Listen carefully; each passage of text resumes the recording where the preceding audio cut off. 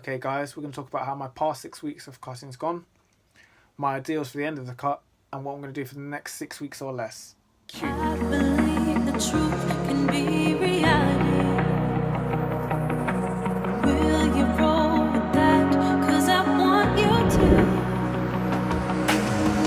I'm stuck in trying to find a way. Take the first 6 weeks of cutting, and then I'll give you the ideals for the end of the cut and then how I'm going to bridge the gap between the two. So we'll start with week 1. I'll give you my weight from my max testing day, which was 81 kilos. I'd gone up to as high as 85 kilos during the bulk, but then mini cut down to 81 for the testing. I'd been doing 3 HIIT cardio sessions for 5 minutes, one after each workout of the week.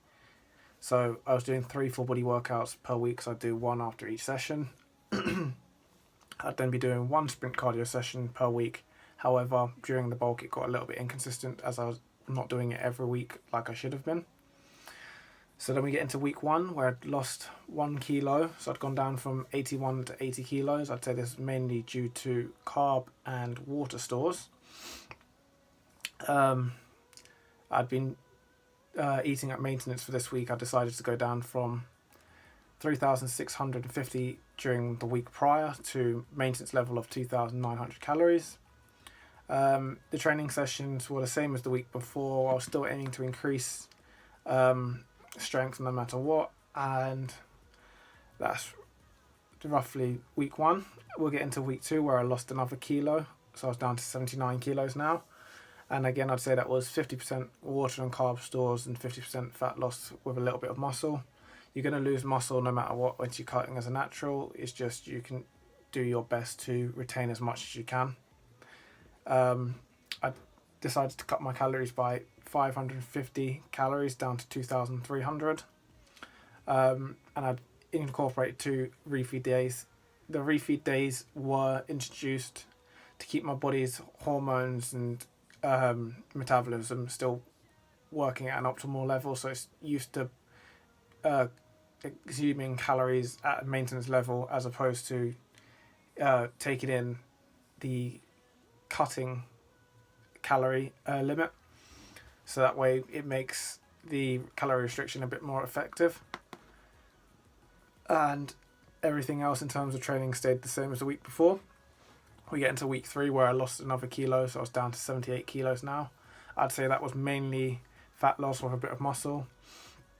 The daily average for calories was 2,350 calories per day, and the calories I would have used during cardio sessions were just eaten back up. I introduced 1 low intensity steady state cardio session per week. This was just to build the habit of doing it, so then later in the cut when I actually need to start doing it to allow myself to eat a decent volume of food and still feel like I'm eating enough, as opposed to not eating that much and feeling like I'm starving. I could, so I didn't hit it to the extent I would, and I'm probably going to have to do during the later stages of this cut, because I didn't want to damage the tool or break it before I even get to use it properly, and I will need to be using it properly at the end of the cut. So the week low intensity steady state cardio was a Stairmaster for 25 minutes, and throughout my workouts for that week my strength was still increasing despite the fact I was losing body weight. So we get into week 4 where I'd lost 0.6 of a kilo, so I was down to 77.4 kilos. This is around the ideal amount of body weight I'd want to lose during each week of cutting, because this will now mainly be from fat loss and a little bit of muscle loss possibly. So if I can keep it at 0.6 of a kilo each week, it's not too little, but it's not too much that I'd be sacrificing muscle.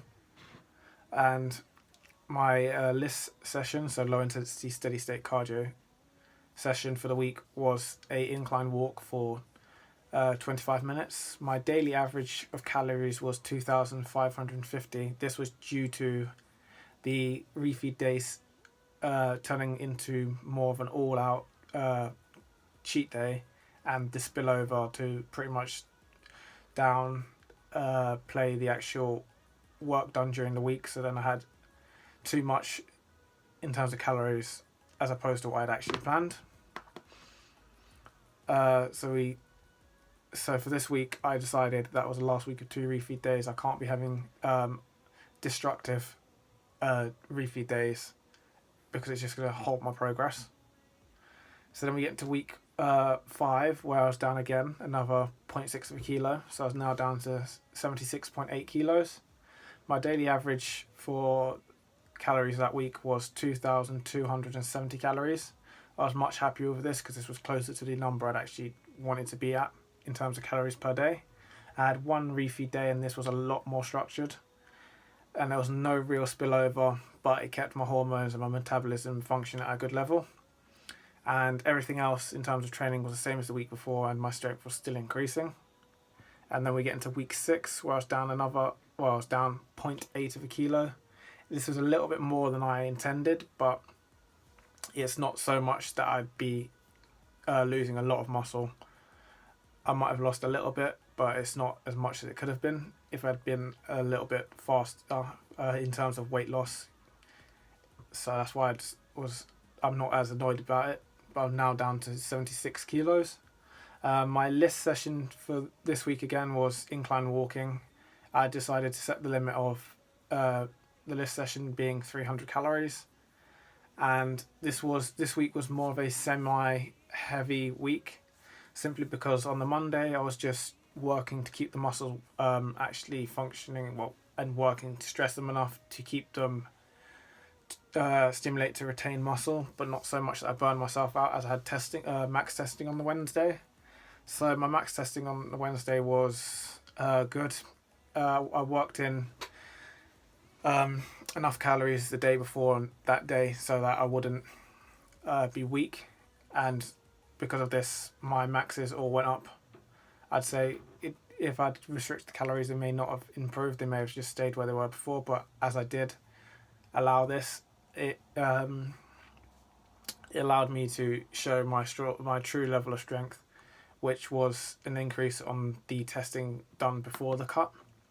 I did this simply by allowing myself 100 to 200 calories more on the Tuesday and 100 to 200 calories more on the Wednesday, and then just made up for that by decreasing calories a little bit more during the Thursday and the Friday, and keeping my refeed day a little bit more constructed so that it was definitely at maintenance and not above. The Friday was again a heavy day, especially compared to the Monday. I was just working on the key movements and then focusing on the accessories for the weak area so I could sort of bring them up a little bit. And my daily average of calories for that week was 2,280 calories. So now we're getting to my ideal physique at the end of the cut. So my ideal physique at the end of the cut will be that nice V-tapered upper body with good symmetry. And I still want to keep my upper body muscle, so the muscle in my chest, the muscle in my shoulders, my back and my arms. And I want to do this whilst keeping the muscle in my waist around my abs, obviously some ab muscle, but losing the fat that's there as well. So I'd sort of tighten it up so it looks smaller and it gets thinner, because I've already lost 2 inches off my waist roughly, if not 3, and it sort of helps build that V-taper look a bit more. And then obviously I want to keep the size in my legs but add some more definition to it. It's already starting to come in, but I want to add it so you can clearly see the different quad muscles. So we get down to my ideal body fat percentage at the end of the cut. So my ideal body fat percentage at the end of the cut will be 8 to 9%.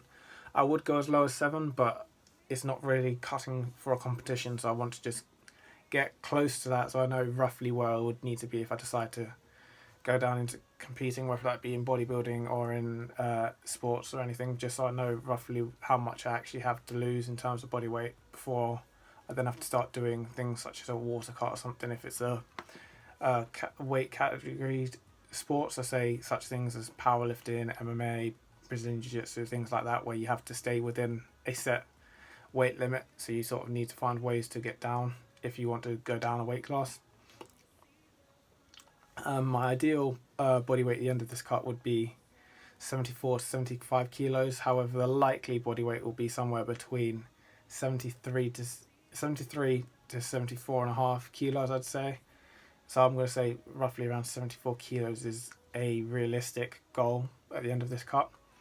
And to bridge this gap, so how I'm going to get to that point from where I am currently will be to cut down calories until I have to stop doing so because I feel like I'm starving, and then increase the cardio, whether that be in the amount of time done on the cardio, in terms of instead of doing it up to 300 calories, maybe doing up to 400, maybe more, and or increasing the frequency. I'll do things such as that just to allow me to eat a little bit more and not feel like I'm starving, but still keep the calorie restriction effective.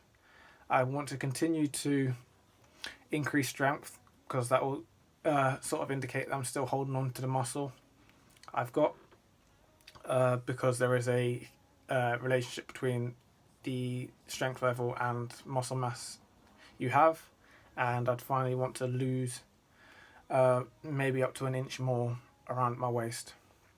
Okay guys, I hope that gives you some insight into what I'm currently doing.